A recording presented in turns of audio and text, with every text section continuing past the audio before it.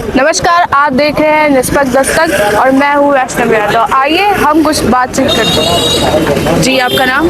Sanjay Rajbhar advocate, प्रदेश कार्यकारिणी सदस्य, Samajwadi party, राष्ट्रीय महासचिव सुहेल देव, जनसंघर्ष मोर्चा। हम मूलतः विधानसभा जफराबाद जनपद जौनपुर के निवासी हैं। जो हमारी जनसत्ता सरकार है, इन्होंने पहले जाति से जाति को लड़ाया, उसके बाद फिर संतों से संतों को लड़ाया, अब नेता नेता आपस में लड़ रहे हैं। इस पर आप क्या कहना चाहेंगे? देखिए, ये भारतीय जनता पार्टी के जो तथाकथित ठेकेदार हैं, ये जो है कभी भी आज़ादी के लड़ाई में भाग नहीं लिए, लेकिन आज ये राष्ट्रवादी होने का प्रमाण पत्र बांट रहे हैं। कभी इनका जन आरएसएस जो मुख्यालय रहा है या इनके बड़े नेता हैं, कभी स्वतंत्रता संग्राम की आज़ादी में लड़ाई नहीं लड़े, लेकिन आज यही लोग जो है राष्ट्रवादी का प्रमाण पत्र बांट रहे हैं। अब आ जाइए धर्म की लड़ाई में, ये लोग जो है बड़े पैमाने पर इनके बड़े नेताओं की रिश्तेदारी मुस्लिम भाइयों के यहाँ है, लेकिन आज ये लोग हिंदू मुस्लिम को लड़ाकर भाईचारा को खत्म करके अपनी राजनीतिक रोटी सेक रहे हैं। तीसरा क्रम जाति का आता है, ये जाति उन्माद बनाकर पीडीए को लड़ाकर 15% के लोग सत्ता की मलाई खा रहे हैं और उधर लोगों का ध्यान न जाए, इसलिए राजभर को राजभर से, चौहान को चौहान से, पासी को पासी से, खटिक से, धोबी को धोबी से, अर्थात पीडीए को पीडीए से लड़ाने का कार्यक्रम ये भारतीय जनता पार्टी बखूबी कर रही है कि ये 15% वाले लोग जो सत्ता की मलाई खा रहे हैं, जो लूट रहे हैं, आरक्षण को लूट रहे हैं, हमारे हक अधिकार को लूट रहे हैं, वहाँ किसी का ध्यान न जाए। ध्यान भटकाने के लिए ये मजहब की लड़ाई, ये जात की लड़ाई तथाकथित भारतीय जनता पार्टी का शीर्ष नेतृत्व, प्रदेश नेतृत्व कर रहा है। या क्या वोट बैंक तैयार करने का तरीका है या फिर कोई ऐसे ही बस? देखिए, वोट बैंक की राजनीति तो सभी लोग करते हैं, लेकिन शुद्ध रूप से भारतीय जनता पार्टी देश को, प्रदेश को बर्बाद करके सत्ता में बने रहना चाहती है और अपने कुछ पूंजीपति लोगों का तिजोरी भरना चाहती है। इसको न गरीबों से मतलब है, न आगड़े से मतलब है, न पिछड़ों से मतलब है, न दलितों से मतलब है। इसको अर्थात देश के गरीबी, बेरोजगारी, छात्रों के संघर्ष, युवाओं के भविष्य, किसी चीज से नहीं मतलब है। इनको है एन केन प्राकरण सत्ता की मशीनरी का दुरुपयोग करते हुए, संवैधानिक संस्थाओं को खतरे में डालते हुए सत्ता में बने रहना, यही भाजपा का मुख्य एजेंडा है। जियालाल राजभर, बनारस से। सर, हम देख रहे हैं कि नेता नेता से लड़ रहे हैं, वो उनकी सभा में जाकर या एक पार्टी के इतने बड़े कार्यक्रम में जाकर ऐसे उनको शोभा देता है किसी नेता को किसी नेता के दखल करना। देखिए, दोनों लोग जो है सिर्फ चोर चोर मौसियार भाई नहीं होते, वही दोनों वही है। तो चोर चोर मौसियार भाई है दोनों, ये दोनों एक ही हैं, ये दोनों ठग हैं, राजभर समाज को ठग रहे हैं। इसी तरह से राजभर समाज को ठग कर जो है दोनों मंत्री बन गए, दोनों आरक्षण पा गए, और दोनों किसी काम के नहीं है। राजभर समाज को केवल गुमराह करके वोट लेते हैं और आपस में दिखावा लड़ते नहीं, सभी दिखावा है। ये आपस में लड़ा कर जो है केवल मलाई का सत्ता का मलाई काटना चाहते हैं और कुछ है नहीं है।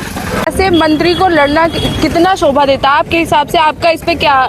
ये अशोभनीय है, ऐसा नहीं होना चाहिए। इस पद पर बैठे मंत्री जो गाली दे रहे हैं, चोर कर रहे हैं, चंडाल कर रहे हैं, सब कुछ कर रहे हैं, ऐसा नहीं कहना चाहिए। लेकिन मैं बता दिया ना, दोनों एक ही तरह से, वो भी वहाँ से ही बोलते हैं, दोनों तरफ एक ही बराबर। बता दिए पहले ही आपको, चोर चोर मौसिया और भाई दोनों है। ये इनका ये फंडा है, केवल दिखाने वाला ये है। जैसे हाथी का दांत होता दिखाने वाला अलग, खाने वाला अलग, इसे इनका भी है। ये दोनों गाड़ी देंगे फिर एक रहेंगे एक मंच पर। अखिलेश यादव जी ने एक प्रेस कॉन्फ्रेंस आयोजित की थी जिसमें उन्होंने एसआईआर पे सवाल उठाए थे, तो आइए हम थोड़ी बातचीत करते हैं। सर, अनिल राजभर ने ऐसा क्या बयान दिया कि लोग इतना भड़के हुए नजर आ रहे हैं?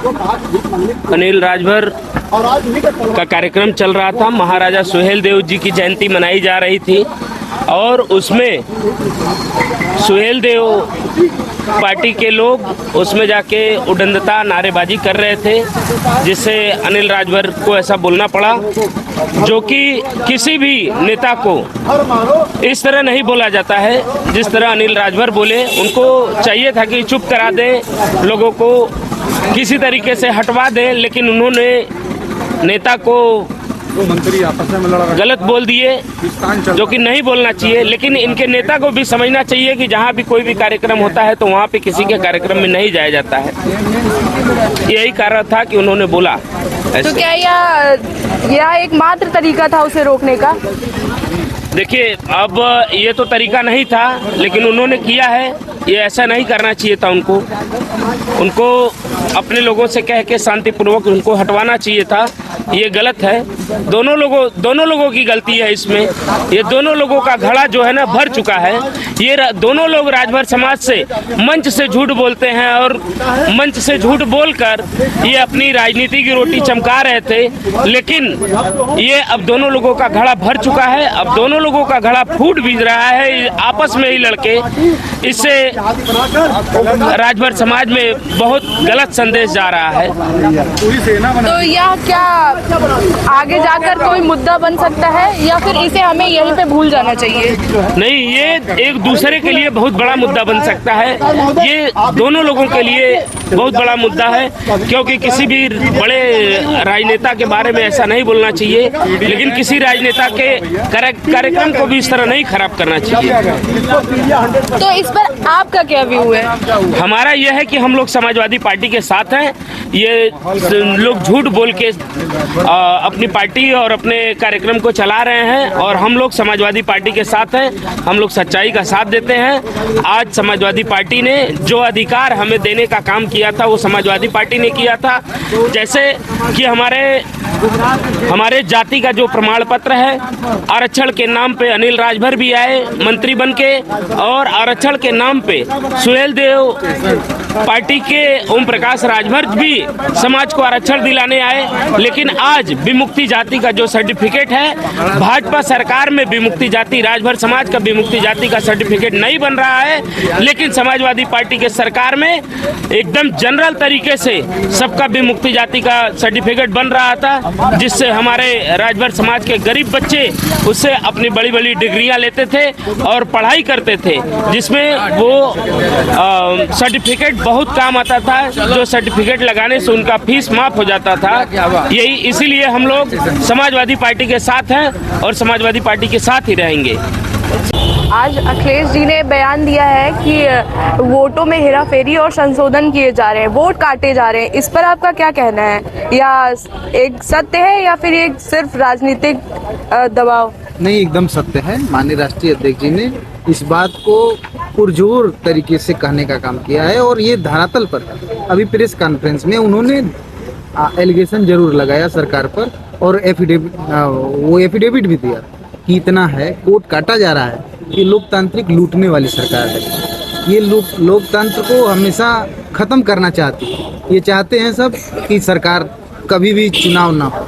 इस तरह की सरकार है और माननीय राष्ट्रीय अध्यक्ष जी इस बात को पुरजोर तरीके से उठा रहे हैं। ये हमेशा पूरा SIR NRC के रूप में आ गया है। आपको ये समझना पड़ेगा।